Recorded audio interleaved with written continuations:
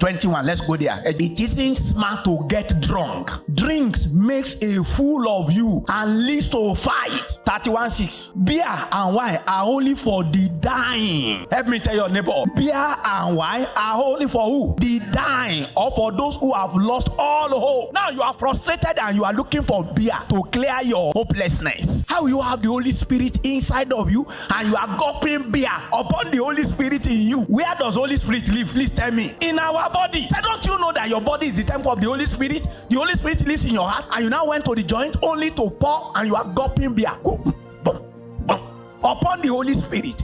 Some people, they have become slaves to alcohol. Let's gather to pray that God will send revival. So that some of them, even at 80, they are still drinking beer. When the like of Babakuyi in their 80s, they are going from town to town, nation to nation, preaching gospel. Same Jesus, same God. Get access